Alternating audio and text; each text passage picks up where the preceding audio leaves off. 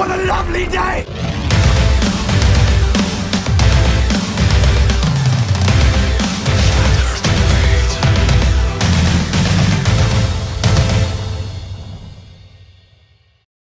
Welcome to Flat Earth Debate. I'm your host, Nathan Oakley, and if you're new to this channel, or you've not done so already, be sure to subscribe and hit the bell notification icon to keep up to date with the Flat Earth Debate. If you would like to support this channel, there is a super chat that runs alongside each of these shows while they're live, and there's also a PayPal link in the info box below the video once it's rendered. But most importantly, if you would like to join the discussion, simply mute the page you are currently watching, then click the link in the info box below this video to join the panel and express your views on the shape of the Earth. If you do join, please don't swear. If you do, you'll be ejected, and if you are, please don't try to rejoin the stream using sock accounts. You'll be warmly welcome back on the next stream. Please also share the show. Sharing the show obviously increases the live audience, but this in turn increases the chances of a more diverse panel. So please share the show. And one last time, if you're new to the channel or you've not done so already, be sure to subscribe and hit the bell notification icon to keep up to date with the Flat Earth Debate. Now we are joined by The Plain Truth, Sleeping Warrior, Ranty Flat Earth, and Arwin. Good to have you all. Good to be here. Good to be here.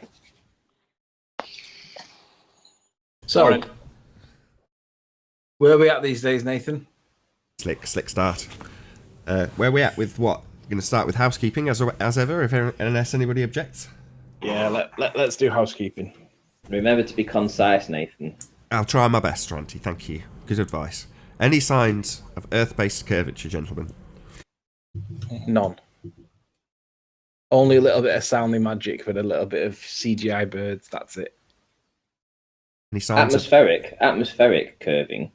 No. No, I prefer CGI birds. It's got a better ring to it. Specifically, Earth curvature. The curve of the Earth. Any signs of that?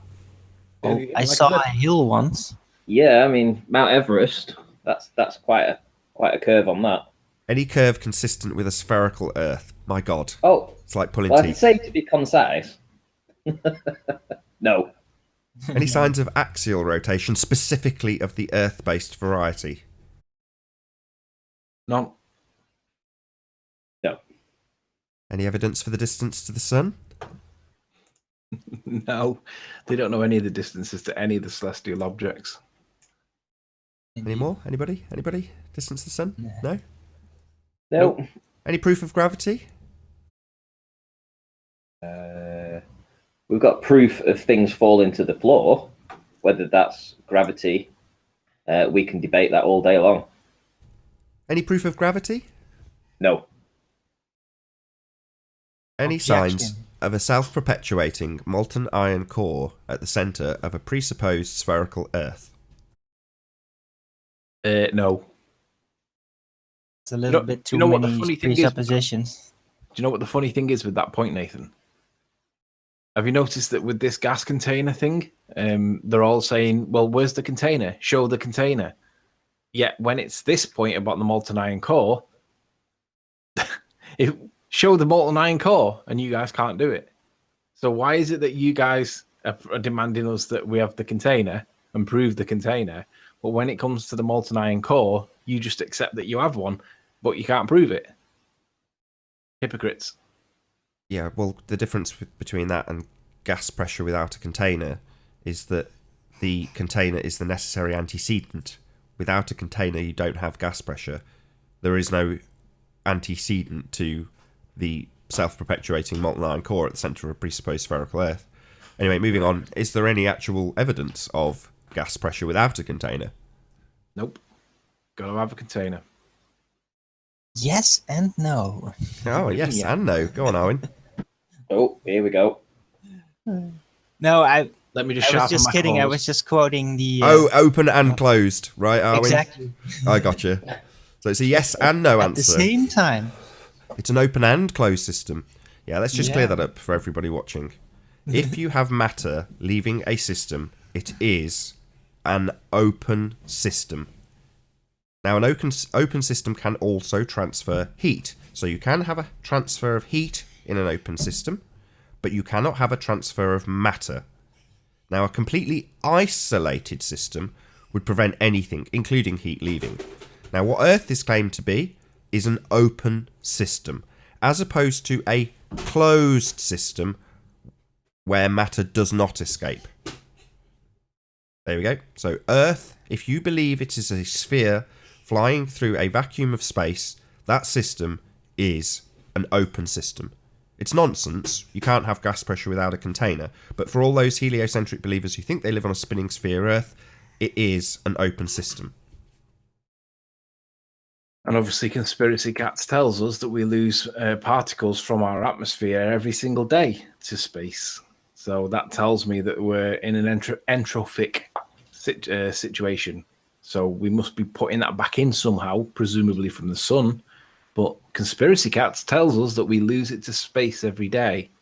So we must be an open system, right? How do we have the pressure? Can't have it. I think that concludes our housekeeping. It does. Bill Miller. Oh yeah, Bill. There are no Good old signs Bill. of Brian Mullen. Yeah, no evidence of Bill Miller, none whatsoever. That's another lie of George Netanyahu to add to the list of lies from George Netanyahu. Okay, so let's move on. So we've got Tim Osman, who's just done a broadcast a couple of days ago about Dell, and his claim is that Dell is being quote unquote coached by Eric Dubay, because when Tim Osman joined a stream, presumably off-air stream with Dell, when he joined, Dell was in the middle of listening to an Eric Dubay video, which is blatantly obvious. However, this, in Anthony's opinion, and I agree with him, is just a way of diminishing the severity of what GeoStreber, Soundly, and Sean Hufford have done, which is to actually be coached. In the case of GeoDeceiver / GeoStreber / Alex, GeoStreber was being coached by Soundly. And we'll get on to a piece of evidence or a piece of information that we were passed, or Anthony will in a moment, which will back this assertion. So, after the fact, after being coached, GeoStreber has denied it. And then thanks for the super chat, Mark. After the fact, they've got together in a group of the three of them, the two conspirators to actually deceive the audience and Anthony. That would be Soundly and GeoStreber. Soundly, who was conducting the hangout with Anthony, and Soundly, the voice in his ear.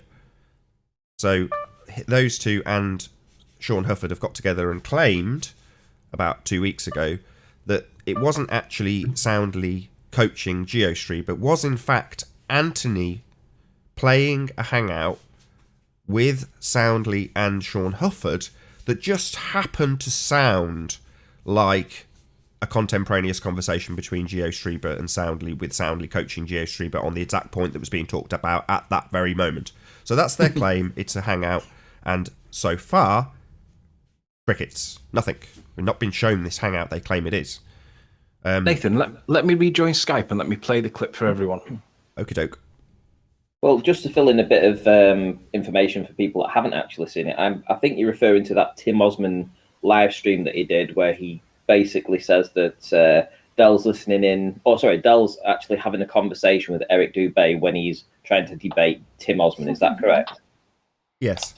Yeah. What a load of crap. I heard it too. I mean, it was obvious that Dell was listening to a video, and that was it. And as soon as Tim came on, he turned off the video. That was it. He had like 3 seconds of hearing Eric Dubay in the background, and then he did a whole live stream about it, and it's utter rubbish.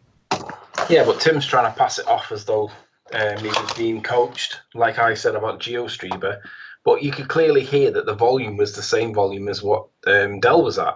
Now, in my case, the volume in question with me was that quiet that I had to amplify it 400% to get it. You didn't even have to do that on the Hangout that he's claiming that Dell was being coached on, because he was listening to a video. Big deal. He turned it off when he joined. You know, what's the big deal? He wasn't being coached. He was watching somewhere. He turned it off. End of conversation. That's it. Right. So, Nath, do you want to present my screen?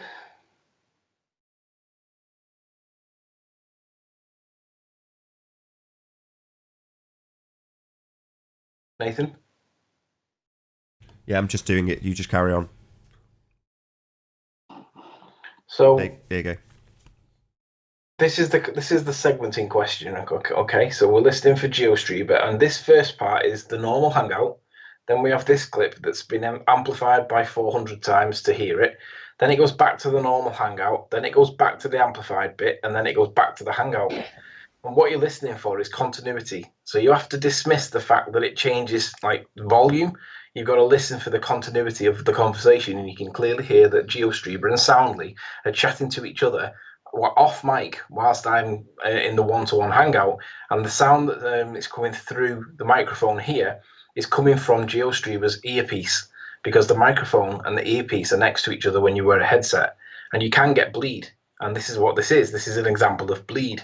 Now, they tell us that this can't happen, but it's complete nonsense. This happens on cheaper headsets, often gaming headsets. And the only way really to stop it is to have a dedicated mic that's away from it with noise cancellation, which you can get now. But anyway, here we go. Listen to what happens. So you're listening for the continuity. Wait, let me check it. Where was it? Further down, right? Yeah, go back to that definition he cites too. So he says, where was it? Further down, right? And so he's asking him a question, and his immediate response is, yeah. And then he says, go back to that definition he cites too. So listen for the question that GeoStreamer asks, and then listen for the response, which is the word yeah. Wait, let me check it. Where was it? Further down, right? Yeah, go back to that definition he cites too. Sean, you can make Small angle formula. What? you can't differentiate size. Small angle. So that is literally a conversation with Geo and Soundly in the background. Now I am of the understanding that this is a one-to-one. Now the fact that it's not one-to-one just reflects badly on GeoStreamer. You know, it's cheating. Is it that big of a deal? Not really. We just know that GeoStreamer is not as intelligent as he pretends he is, because he had to get coaching. But what it does show is that when he tried to cover this up, him and Soundly, they must have had a conversation, and they must have said, hey, Sean, Riley's caught us. What do we need to do here to fix this? And Sean said, hold my beer. And then Sean goes out and self-proclaims that he is, quote, audio guy. And then he goes out and he finds something in the track that he claims is something. And when I watch back over what Sean says he found, I see no evidence whatsoever that this is coming from my mic, but that's their position, and that was about 11, 12 days ago. So they've put out an APB, an all points bulletin, for all their little minions to go and find the hangout that this is supposed to have come from. And what do you know? No evidence whatsoever. Nothing. So basically, they can't prove that GeoStreamer was being fed sound from my microphone. So that can only mean that GeoStreamer was in fact having a conversation with Soundly and being fed whilst doing so in a one-to-one hangout. But Sean's now got involved, and between the three of them, they've tried to create reasonable doubt that this is the case. But if their position is true, A, they would have the evidence to support it. B, it means that the conversation that we can hear with GeoStreamer and Soundly is a total coincidence that just so happens to be coming through my mic. And basically, if you believe that, you are a moron. These guys are liars. And Sean is complicit with trying to hide it because they needed to hide this because it looked bad on GeoStreamer. Now, is that the same as what Tim's trying to show with Dell? Is heck. Dell just had it on in the background, he turned it off and then just didn't want to address it because it was a nonsense point. But Tim's jumping all over it to try and make Dell look bad, to try and deflect away from GeoStreamer and try and trivialize the matter. Now, the reality is, it's not whatever Dell did. It's nothing like what GeoStreamer did, because you didn't even have to do any forensic analysis on the sound. You could just hear it. You were listening to Dubé, and that's it. Turned it off. End of discussion. Yeah, I mean, Tim Osman had Awake Souls on his. Sorry, Ranty, I'm really sorry to cut you off. I'm really sorry. But I just want to get this point in before we go on to something different. So I'm going to read a message I received. I'm not going to give you his name, but GeoStreamer claimed that the audio came from Anthony. It's ridiculous, I know. But to even make this claim, they must first prove that in this Google Hangout, the audio switched to Anthony's source, which also means that Google Hangout had to switch at an audio level of minus 42 dB. 0 dB means clipping. Because that minus 42 dB was the highest peak from the audio part they are claiming came from Anthony Riley's microphone, minus 42 dB is way too quiet to click the mic across to Anthony. It's too low. So what this guy's, in essence, to summarise what he's saying, when you have a hangout, like we're doing now, if somebody else talks, they have to be of a sufficient volume to cut the mic. Now, GeoStreaber is clearly talking, then there's another very, very, very quiet addition to the conversation from Soundly, and at a level that is too low to be clicked across from Anthony's mic. So it can only have come from GeoStreaber's mic. Makes sense. Which means that Sean is complicit in trying to hide it. Geo's not a man enough to admit it. Soundly is perpetuating the lie too. And them three amigos are liars. And that means all the times that they've called us lying for getting something wrong, which, by the way, is not the definition of the word lie, well, kind of bites you on the ass, doesn't it, when you caught red-handed lying. So, them three morons. But then this is where it comes back to the ballers generally in chat. Why is nobody challenging them on this? Why are they not being told to make retraction videos and correct their mistakes? And the answer is because there's different rules for the ballers. These rules only apply to us. They don't apply to the ballers because they're pushing the official narrative. That is called, well, it's double standards, it's deception, it's just wrong. And the other thing is, if you are watching this and you'd like to test the water in this regard, go over to Soundly and ask him a very direct question. Why did you coach GeoStreaber? And you watch his reply, he will barefaced lie to your face. Same with GeoStreaber. Yep. GeoStreaber will do exactly the same. Sean, see, this is where it's a little bit weird, because Sean isn't involved directly in it. He's indirectly involved in it. Now, the issue is, did he know that he was covering it up? Probably. Can we prove it? Not really. But the very least that Sean is responsible for is being reckless with his claim that he's audio guy. Sean is not able to analyze the audio the way he tells you, or was lying when he told you that it came from my mic. Because if you look back on that hangout where he does the analysis, you can see that there is absolutely nothing to suggest that what he's saying is true, but he's trying to pretend that there's something there. So it's like looking under the rug and saying, hey, look, there's a stash of gold here. And obviously there's no stash of gold, but he's trying to make people think that there's a stash of gold under the rug. And when you look back, there's absolutely nothing there whatsoever to make you think that. And just before you drop and rejoin the hangout, can you just play it once all the way through from start to finish, so that we can have at least one consistent? Don't give it any narrative. Don't actually comment on it. Just play it. Before you play it, could you get my intro up as well, so that you can show people what Flat Earth Audio's done for me? Because you can play it on your. We'll do that next. Yeah, we'll do that next.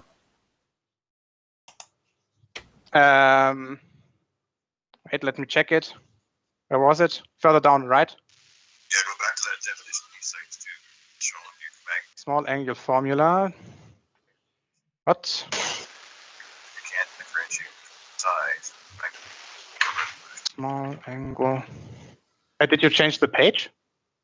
Yeah, it was the second page. So you want to go back to all right, yeah, the small angle formula is approximation. If you don't want your calculation. Now, when he says go back to that definition, there is a definition that we're talking about just 30 seconds earlier, which is probably what he's referring to. We can't quite tell what the second part of what he says is. Go back to that definition, the definition he cites too, and then he says something else, and we don't know what it is. But that's irrelevant. The point is that this conversation, this part here, is a back and forth between Soundly and GeoStreaber. He says, I'll just play this little clip because it's just so good. Wait, let me check it. Where was it? Further down, right? Yeah, go back to that definition he cites. So where was it? Further down, right? Yeah, go back to that definition he cites too. So obviously, then morons have got to produce this evidence to prove that this hangout somewhere in time has took place that I was supposed to have been listening to, that keyed in the microphone at minus 47 decibels and made it come through as though it was my sound. Or Sean can't audio. It's one or the other. Well, we all know the liars. Yeah. This isn't the first time that they've done this trick, so we were aware of this months and months and months ago.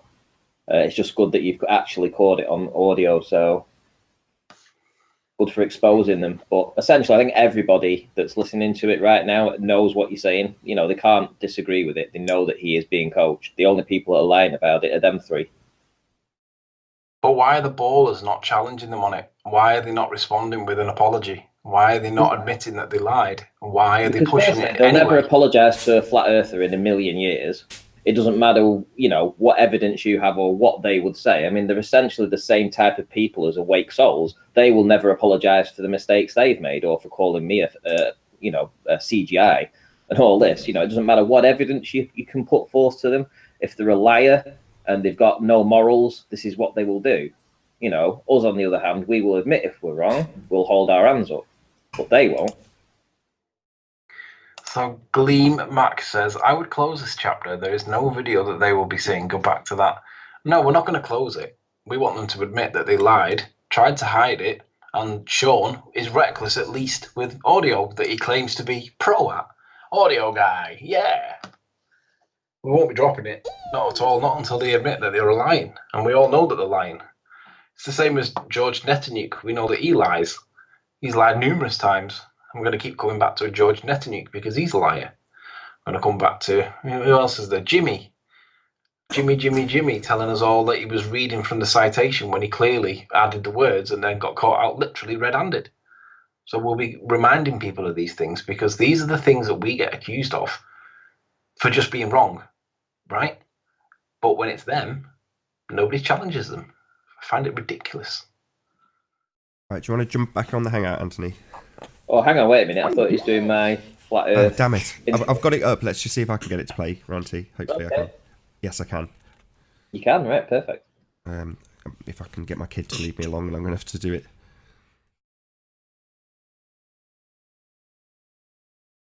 Okay, let's give this a go. I hope it works. I've had a hell of a problem with getting video to actually play.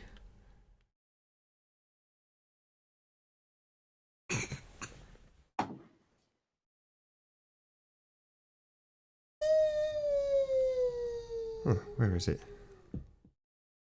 Where's what? There we go. There it is.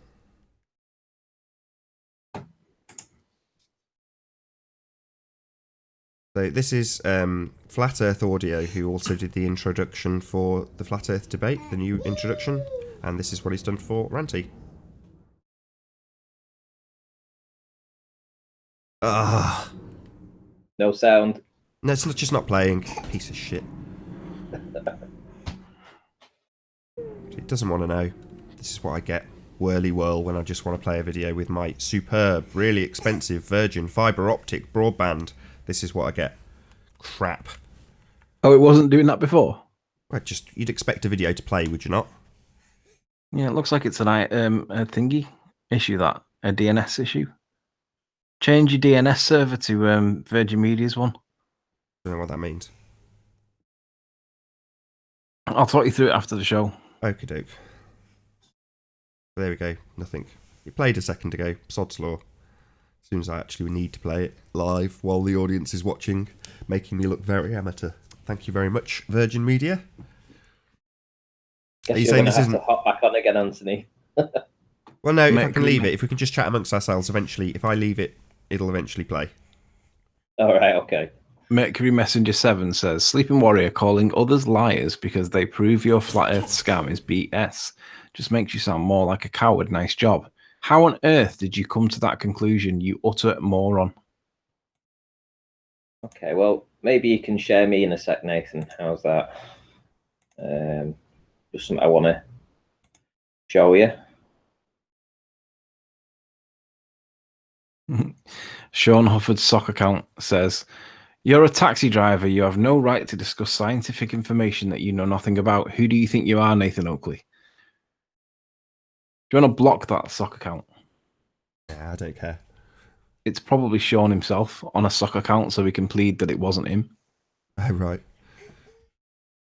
Who are they to claim that nobody can do science but the scientists? That's ridiculous. Guys, sorry, I've just put Ranty up because he wants to show something. I've got him on screen and we're just not talking about Simon Dan, so we've just got Simon Dan on screen. Yeah, so Simon Dan, I noticed about a month ago that he did a Patreon, and at that time he had very few Patreons, and he had a total which was for $100. He said if he reached $100, he would be releasing twice weekly.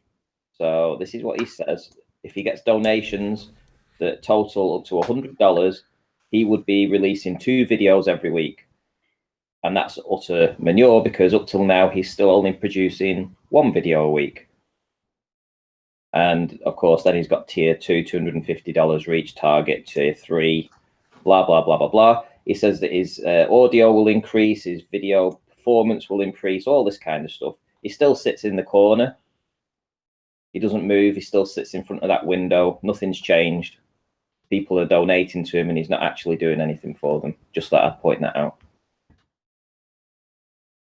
Is this the guy with like a zillion subscribers? Yes. Yeah. So basically, he said if he gets $100 worth of donations, right, he will release twice a week. Well, he's up to $421 a month now, right? Then when he said when he reached 250, he said the quality will be significantly better. He'll be able to get more materials for reading knowledge, all this kind of stuff. And then obviously, if he reaches the $421 to $500 per month, which he actually has now, he says he'll be able to reach further, do all this kind of stuff.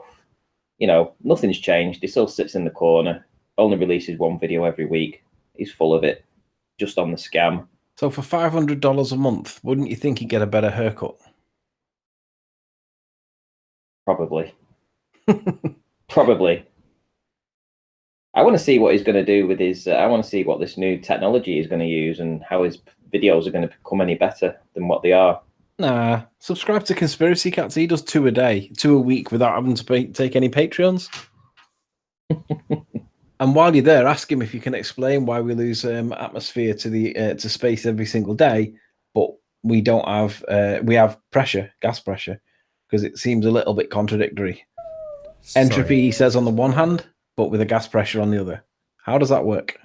Or to have a concise question put to him, why do we have gas pressure without a container? Or how can we have gas pressure without a container? Maybe we should do that. Maybe we should do a video, video specifically calling him out, asking him to do a rebuttal of that. I asked him to come on the debates, and he said that he wouldn't come on and debate anybody. He doesn't debate flat earthers, he said. Hey, Chris. Hi, Chris. Hey, Arwen. Hey, guys.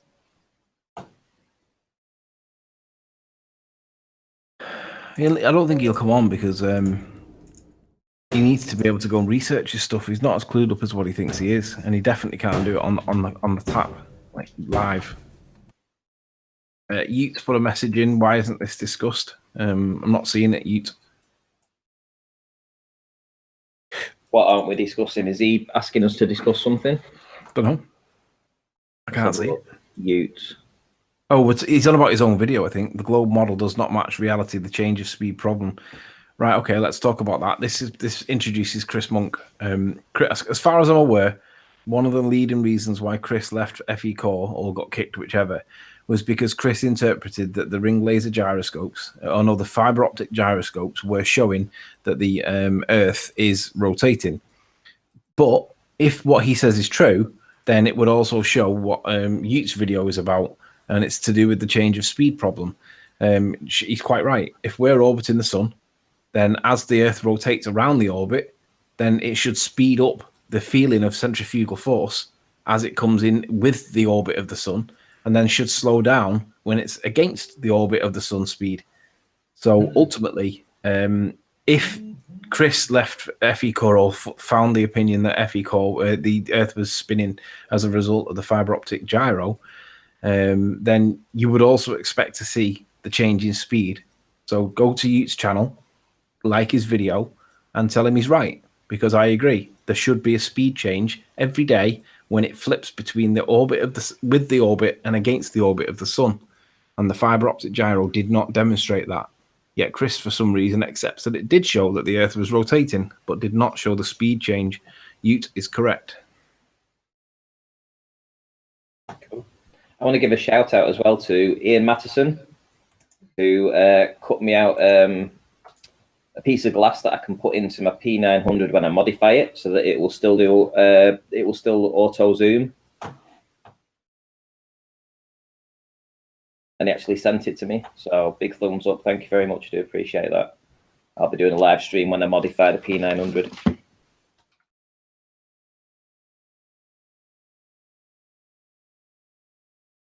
When So you where take, were we? well, when you take the filter out for the P900, it leaves a small gap apparently, so you need to replace it with a clear piece of glass. And he actually took the time out to cut it to the exact size measurement and mail it to me. Wow, Ian Matterson did that. Yeah. Cool. Gleam Max says Simon Dan said it does not need a container. Really? So how do we have a pressure without a container then? Oh, Pete Shea says Riley is put in place like the rest. I am certain of this. The whole arena is controlled. Wonder who he thinks is controlling me, and I wonder what place he thinks I'm put in. Come on, Pete, why don't you join the panel and let's hear these assertions that you're making, and let's see the evidence that you've got to support your assertions, and let's see if they're true. Hey, listen, Mark Taylor's just put, ask him, so Ian Matterson, what shape the Earth is. Ian Matterson isn't even a flat earther. You clowns are so funny. Well, you know, at the end of the day, whether he's a flat earther or a ball earther, he still took the time out to send me something to enhance my video photography. So if you think that him being a ball earther, he should not help a flat earther out, then you're the one that's actually lost here, not me. You know, because I'll talk to anybody. Don't bother reading Mark Taylor's nonsense. Just block him so that you never have to see his comments again, and then leave him to it. 50% of the people who donated to Ranty's P1000 were ball earthers. No, 50% of people that donated to Ranty's camera was Ruhif. That doesn't mean they were ball earthers. Ruhif's a ball earther. Exactly. Yeah, but ball earthers. The way you said that made it sound like half of them were like 20 ball earthers, 20 were flat earthers. But for some reason, Ruhif fancies Ranty. I don't know why. A big shout out to Ruhif. Okay, half the money contributed towards Ranty's camera was from ball earthers. Yeah, shout out to Ruhif. I don't know why he did that. The guy must have more money. Because he's a bloody good guy.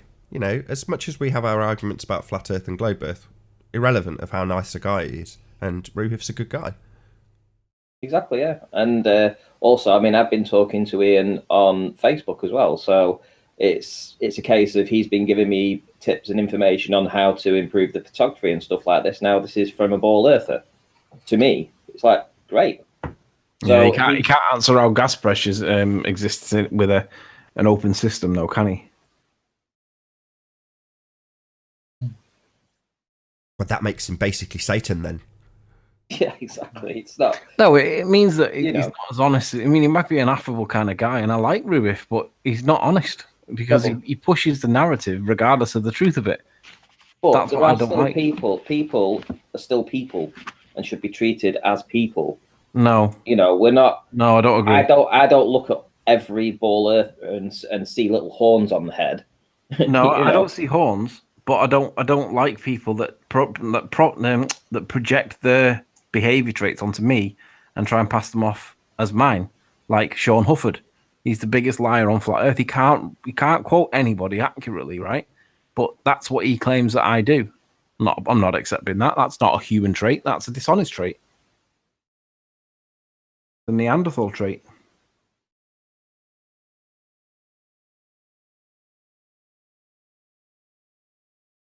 Yeah, I agree.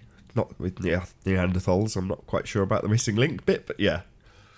Well, all right. You can change Neanderthal. Guys, I wanted to get into the gyroscope thing for just a moment because I've been thinking about that, and I think that the ring laser gyroscope experiment said that it was basically rotating, and I'm thinking that if the foundation for the workings of this device is basically light based and non-physical, like there's no real physical changes except for the influence of light, then I don't think that it proves.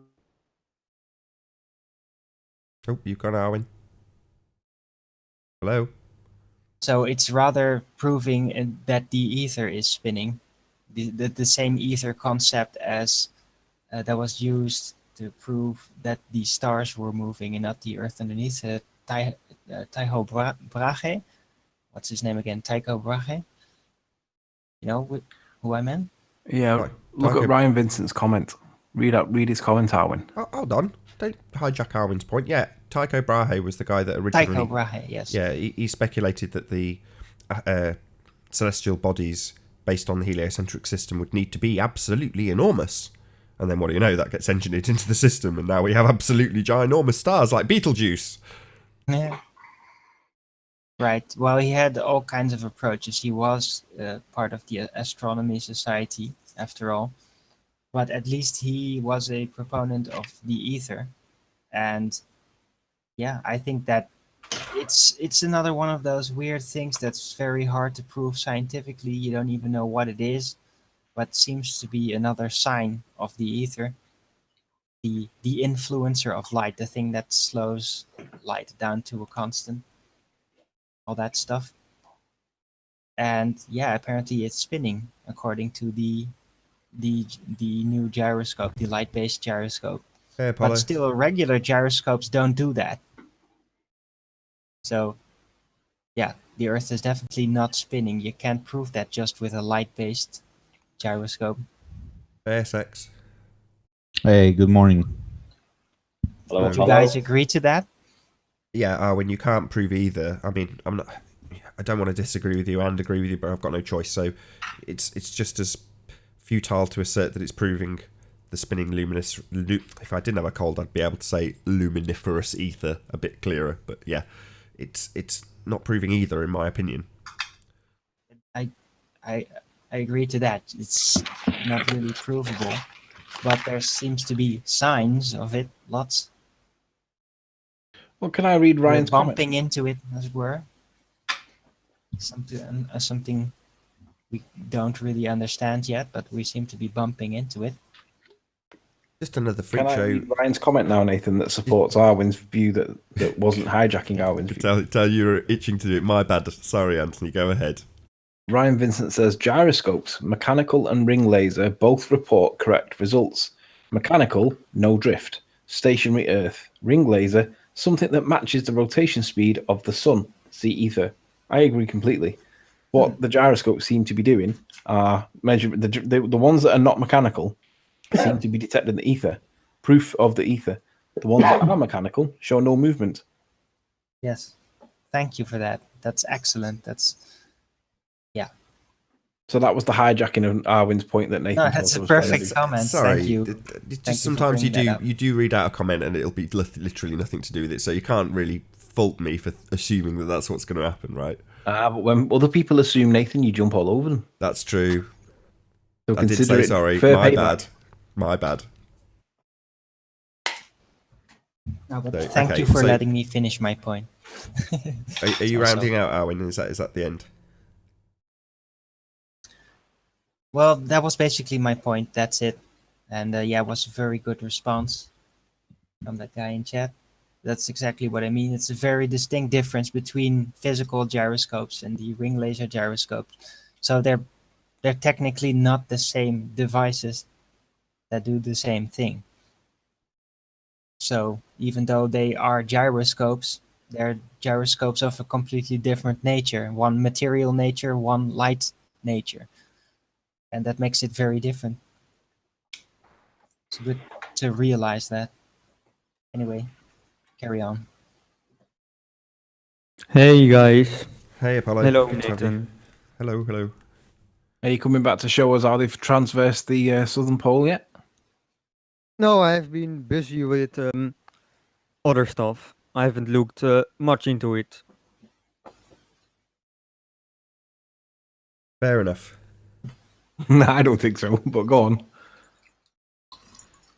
So what can we do for you today, Apollo? Well, I mean, not much. I'm just here to listen to you guys. And yeah, I've got some more stuff done. I got some more stuff done yesterday, but nothing nothing flat Earth related.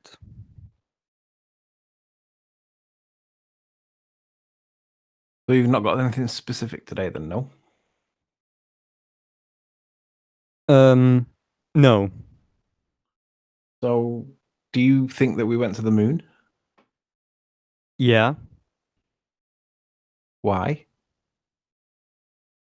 Because radio amateurs could receive the radio signals from the moon, and with telescopes you could observe the, how do you call it, when you could see the translunar injection burn with a telescope, the rocket, how do you call it, thrust. Okay, so with that first point, you said that radar. What was the first point? You said radar. What? Radio waves. You know, the audio, video, and telemetry signals could be received by Radio waves, right? Radio waves. Is that what you yes, said? yes.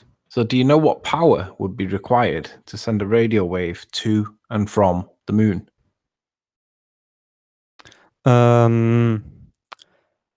No.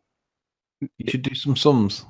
You should have a look. People have done it for you online. You can check it. Just say how much power is needed to bounce a signal off the moon, and then we'll look at the value that they give you back, and then you tell me how realistically it is that radio is able to do what you say it can.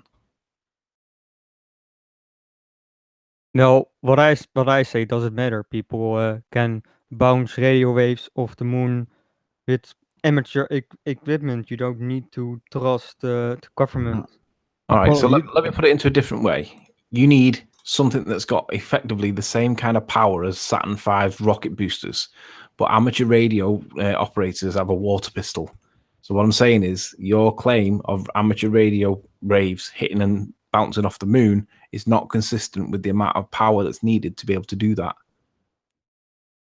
I don't understand what a rocket has to do with radio waves. I think we're talking about two different things here. It was a comparison. What I'm saying is you need the amount of thrust. I'm using the rocket as a comparison, not as an actual conversion, but as a comparison. You need the amount of thrust off a rocket to be able to bounce the radar off the moon or the radio wave off the moon. But amateur radio people only have a water pistol for the thrust. So what you're saying is the amount of Saturn V thrust is needed to be able to do it, but all they can actually get is a water pistol. Do you understand the analogy? I do. There are some pretty big radio telescopes available to amateurs. 25 meters is one of the bigger ones, I think, that is now owned by a amateur radio organization. And those are pretty powerful. Right. So let's see how powerful they are and then compare it to how much power you need to be able to bounce a signal off the moon. Now, given that you've admitted that you don't know how much power is required, it kind of stops at that point.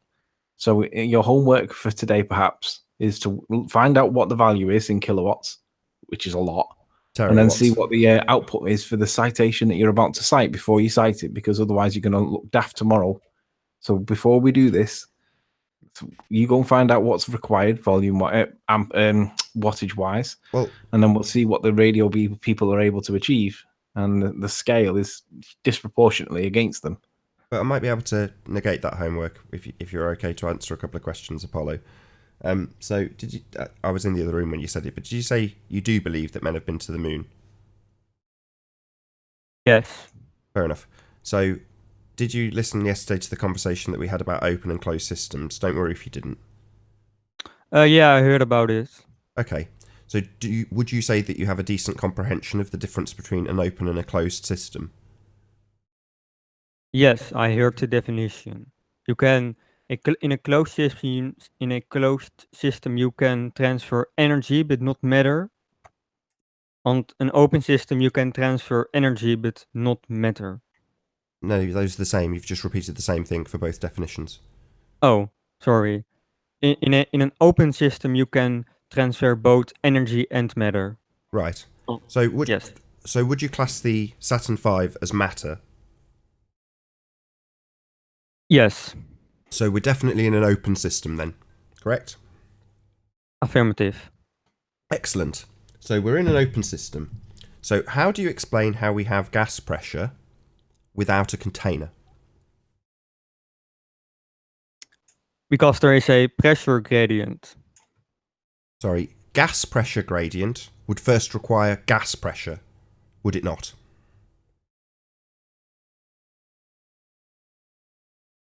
It's Affirmative, I think the word you're looking for is.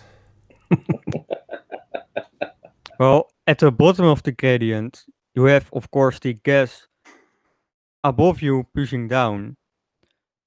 But yes, at the bottom, it would be gravity that is holding it down. Right, and at Not the the top, density itself. so at the top of this gradient, there's a top layer of gas. Agreed? There will be a last layer, correct? Yes, very faint. Right. So at the top layer, let's not worry about the bottom, we have gas pressure, correct? Correct. How do Albeit we have, very low. regardless of how low, it is gas pressure, correct? Correct. How do we have gas pressure next to a lower pressure system, a vacuum? Because at some point, the air molecules will still be close enough to Earth to be attracted by the gravity, but it isn't strong enough to push it together into a higher pressure, so it stays at a lower pressure, aka Okay, so- a pressure gradient. So we As have you go we further have gas pressure. down. We have gas pressure at the top. Yeah. Yes. And you're saying that gravity is the thing that holds it. Can you demonstrate that to me? Gas pressure without a container. Can you demonstrate that? In a experiment on Earth. Just any demonstration whatsoever of gas pressure without the requirement of a container. That would be shooting up a rocket with a pressure gauge and measuring how the pressure lowers as you go higher until there is almost nothing, until the device measures pretty much no pressure. Yes, that's fascinating. So very much no pressure is still gas pressure, as I've just asserted twice. You have agreed and conceded. We have gas pressure. Regardless of how low you think it is, you have low gas pressure. So what? It's gas pressure. And I'm asking, can you demonstrate any variety of gas pressure without a container? Yes, by shooting a rocket up with a pressure measuring instrument and reading it go down. I'm not sure how high the best amateur rocket went. It was like 50. I'm not sure actually how high the best amateur rocket went, but you should expect a drop in pressure as this rocket goes up. Yes, I'm not you've said sure it. if they You've had said it 3 any- times. It drops in pressure, so we still have gas pressure. And you're saying you can send a rocket up and notice that we have gas pressure. That's not a demonstration of gas pressure without a container, unless you are to assert, as you already have done, that we don't have one without any demonstration of it. So you're saying, because I say so, if you go up, there's no container. Well, can you show me that? You would. I haven't seen a rocket stop. I mean, I haven't seen an amateur rocket hit a container before. Okay, I haven't. maybe you can show me a rocket transitioning from the gas pressure to the vacuum. Can you show me that? No amateur rocket has gone that high. I think no. Sorry, I'll repeat my question. Can you show me a rocket transitioning from the gas pressure we all know and love into the vacuum of space none of us have ever seen? Have you got a transition of a rocket from the gas pressure into the vacuum? Not with sources you will accept, no. Any source. I haven't stipulated anything other than a rocket going from the gas pressure into the vacuum of outer space. Any at all. But that would be a video taken on a space shuttle as it goes up. Sorry, Well, I'll repeat no it. CGI, no transfer third of camera. time. Propellant. I'll ask it one more time. Do you have any video evidence whatsoever of the transition of a rocket from the gas pressure we all know and love and understand and experience into outer space, claimed to be a vacuum by you? Do you have a transition from one to the other? Yes. Excellent. Can we see that? Finally, Sure. yes. Let me look it up.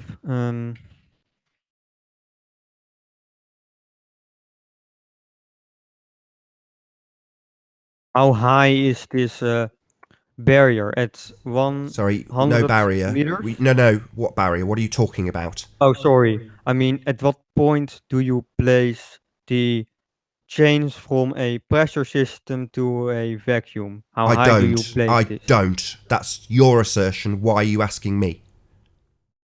Well, so I have a Yeah, I don't need to educate you on your religious belief. Yeah. There's no stipulations attached to my request for a transition shot from the gas pressure to the vacuum. There's no stipulations whatsoever about height. Just show it me. Okay.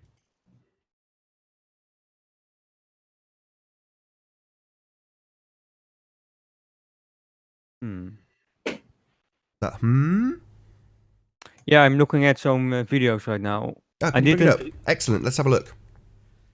Yeah, I need to find one that is pretty good. I can't just show you the first result because, I need to do some searching before I give you one. Can I ask a question? Go ahead. This is kind of for the Glober. It's kind of rephrasing his argument. They're kind of saying gravity causes density gradient through weight. So the question should really be, what is weight then?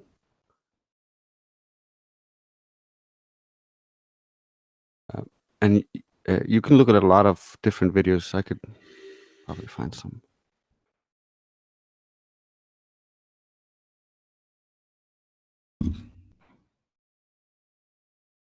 Without weight, there is no density gradient. That's my bold statement. You can look at when they take tests of different density gradients in of liquids, for instance, on a 0G drop, the density gradient just goes away. There's no density gradient when there's no weight, and there's no weight in 0G. And back to the question, what is weight then? Can we create or unmake weight? Yes, we can. Air, when heated, generates lift or anti-weight. Air, when cooled enough, turns into liquid and gains weight. So that's anti-weight, weight, and weight. That is change in density through the change in volume, the volume part of the density equation, or density equals mass x volume. Relative density is buoyancy, lift and fall, relative density to the medium that the object is in. And a positive candidate for weight generation, a practical example of relative density would be an egg and water, then changing the medium using salt. When the egg is on the bottom of the water, it has weight. When it is truly buoyant, it has none. When it is floating to the surface, it is under the premise of lift. We can see more examples of this with weights being lighter underwater by how much the object is displacing the water, or the volume part of the density equation. But the same is true when we put the objects into. But is the same true when we put the objects into a vacuum chamber? No, because the mass or weight of the object doesn't go anywhere. So it's not relative density. We know that. So how about a more practical example? A fast elevator going up with a weight on a scale, or going down with a weight on the scale. One showing loss in weight, the other gain in weight. Same is true for the 0G plane, only more extreme. So we can show that weight is gained and lost with motion alone. I think the answer might then lie in the laws of motion. Weight is relative to the density of the medium it is in, provided the source of the relative density difference is constant, or weight or mass. Weight is an integral part of density, and therefore the density gradient. Well, I've just nearly spat my coffee out then. I'm sorry. What was it you just said about the vacuum chamber and weight being relative? Yeah. weight isn't relative in the vacuum chamber. If you pull all the air out, it doesn't work the same as if you put a object into water. It loses weight, but if you pull all the air out, it doesn't like gain a lot of weight. So what's your point then with the vacuum chamber with regards to gravity? A lot of flat earthers are stuck on relative density, and globers can't accept that because they think they know the cause as being gravity, because relative density doesn't explain the density gradient. Yeah, it does. Yep. And it doesn't actually explain the density gradient. Of course it does. What are you talking about? Because density gradient comes from the weight, and relative density doesn't create the weight in a vacuum chamber, for instance. So it doesn't do it all the time. It's. Well, hang on, slow down. Relative density does not do it in a vacuum chamber. Is that what you just said? Yeah. Right. Evidence, please. You can look at YouTube, find some videos. Yeah, I'm saying they don't exist, and you've just made an assertion that in a vacuum chamber. No, I saw a video of it in a scale with in a vacuum chamber. Pardon? I saw a video of it. Let me find it. Yeah, and I'm asking you to produce that because you're saying no that problem. Relative density doesn't exist in a vacuum chamber, which is utter nonsense. Well, and I'm one of the flat earthers that's stuck on relative density, and you're going to have to show me how I can get off that because I've been wanting to get off relative density for years, and I'm stuck on it. So you need to show me how. No problem. I'll try to find the video and do all that. No problem. Okay. Because I want to get off this relative density thing I'm stuck on. I know. I was stuck on this too for a long ass fucking time. No swearing. I'm sorry. I'm not used to being on the show like this. How are you getting on, Apollo? No, but I agree with you. Yeah, almost. I agree with you. You agree with who? Yeah, with love, wisdom, harmony. On what point are we? That there is another force, a gravity. Yeah, and we all know this. Well, we've had this conversation many times. You agree that there's a force, and you also agree that you can't prove it. And we should be agreeing that Hitchens' razor applies to the concept that you believe a force, but can't prove it. Hitchens' razor is that if you assert that there's something and then produce no evidence for it, it can be dismissed without evidence. Well, what we should really agree with is the fact that it's absolute horse manure that a pressurized system can exist inside a vacuum. Because the whole solar system, if you look at it as a whole, is supposed to be a vacuum. And we're a planet that is able to have an atmosphere that can resist the pull of this vacuum. Yeah, but I don't agree to that, and you know that. If you see a vacuum chamber, it's like putting a little ball bearing in and saying that the ball bearing can create an atmosphere around it. It's ridiculous. Yeah. I think I gotta mute my sound so I can find it. How can I do this? So, how are you getting on, Apollo? Have you found one before we round out this half of the show? We're going to have a break shortly.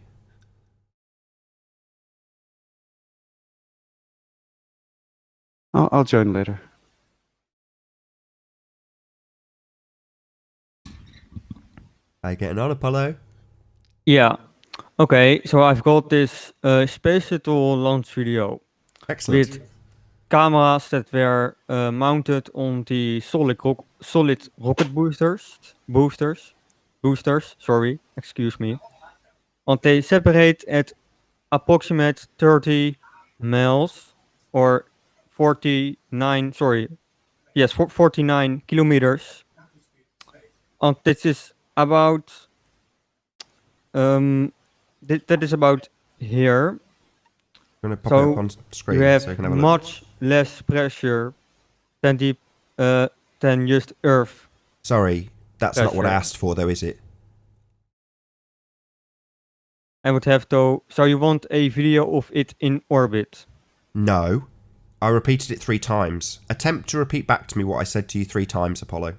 You wanted a video of a rocket going up into vacuum of space? No. I want a video of the transition from the gas pressure that we all experience and absolutely know is here to the other medium of outer space, a vacuum, the transition from gas pressure to vacuum. Do you have that? In other words, where the rocket leaves the Earth's atmosphere and then sets into orbit around the Earth. No, just the transition between the gas pressure and the no pressure, considerably lower pressure system. The one that defies entropy, that one. And how would you... Do you want to see the air molecules disappearing or something? Look, it's not my assertion that we have a vacuum of space. That's nonsense. You can't have gas pressure next to a vacuum. It's completely preposterous because it defies the second law of thermodynamics. You have entropy. Therefore, I would like to see this amazing non-layer boundary that Rumpus in the chat is claiming is a closed system, despite me putting up two definitions that make it very clear that no matter leaves a closed system. Now, you're claiming that man-made matter, i.e. a rocket, can leave the gas pressure we know exists and go into an area none of us have seen. I'd like to see that. The transition from the gas pressure to the vacuum of space. It's about the 5th or 6th time I've asked you and been very clear about what I want. My next question is, why haven't you found it already? I think the height that these solid rocket boosters are dropped is what is a pressure that is pretty much considered a vacuum. It is an extremely low that's pressure. a contradiction in terms. A pressure is not a vacuum. If it has gas pressure, it is not a vacuum. What kind of nonsense would you... This is where I start to get annoyed with you, Apollo. Please don't assert that a low pressure is a vacuum. That is nonsense. Can you please rescind that comment immediately? Don't talk over me. Say, no, Nathan, I was wrong. A very low pressure is not a vacuum.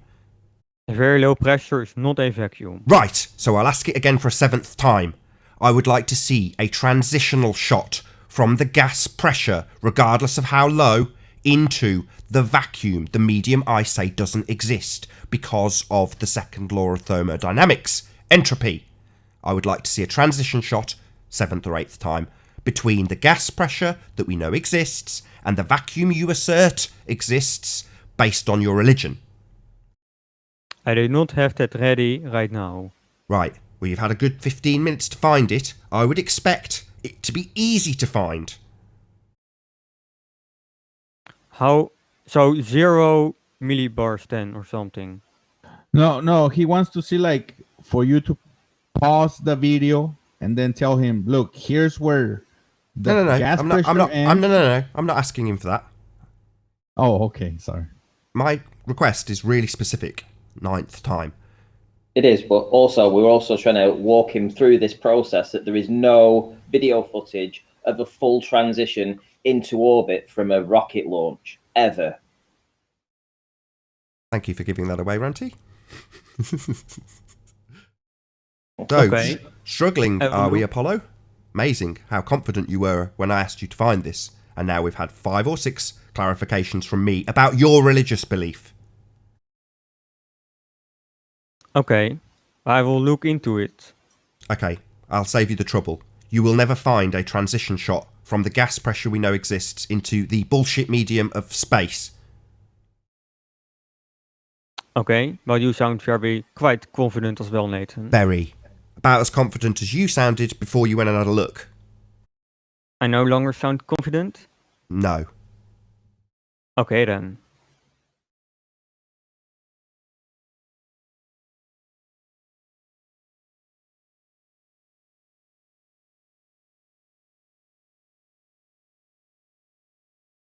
Alrighty then. With that, I'm going to say first and foremost a huge, massive, enormous thank you to all of the live audience for tuning in and hopefully sharing this debate. And of course, a massive thank you to all of the debating panel for making this debate possible.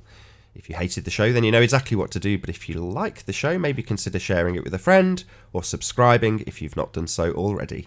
I've been Nathan Oakley, and I'll see you all in the next video. Oh, what a day!